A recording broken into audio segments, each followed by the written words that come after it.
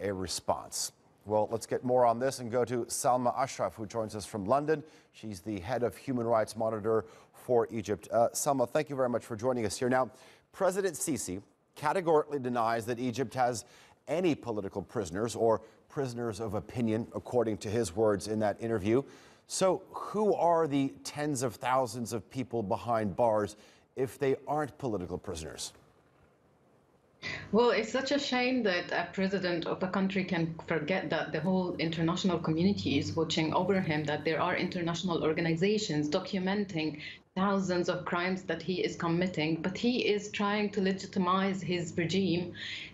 He's forgetting that the whole world had seen him arresting the first democratically elected president, President Mohammed Morsi, and his presidential team, and held them detained in secret prisons for doing nothing except for practicing democracy in Egypt for the first time, obviously knowing that President Mohammed Morsi, when running for presidency, he had his record clean, which allowed him to run for presidency. But President Mohammed Morsi and all of his followers, all the people who are opposing the government and its policies are now held in detentions.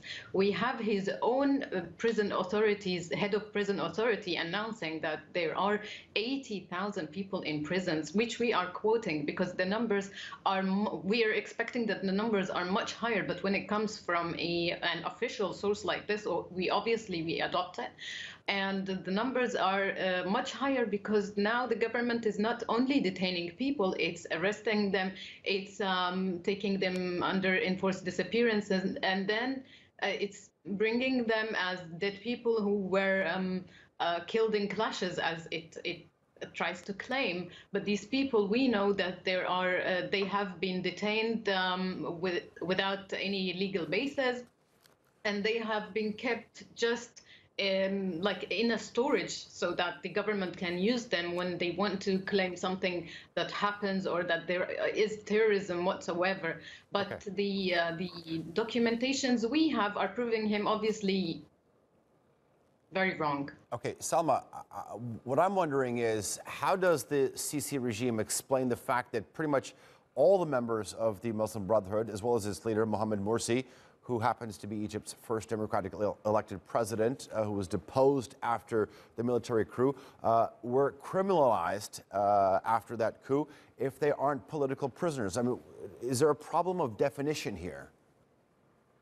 Well, yeah, as I'm saying, he's trying to legitimize his own regime. So he is trying to fabricate charges for them. He's calling them terrorists. They're plotting for crimes against the government and whatsoever. But the only common thing that is between the opposition and even ordinary people who are like journalists and so on, that the main charge that everyone gets is belonging to an outlawed organization that is the Muslim Brotherhood. Even if they do not belong to it, they just try to give them this charge in order to make them appear as criminals or to charge them with something.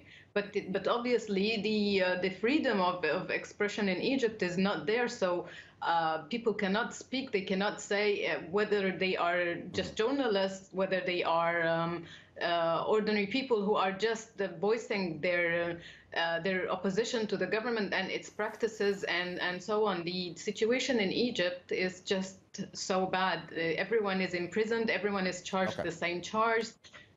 But Salma, I want to ask you finally, do you think that when or if this interview airs on CBS, there could be any change in the judicial standings of any of the detained because of increased pressure from countries like the United States or the UK, because there are some that are detained that are dual citizens?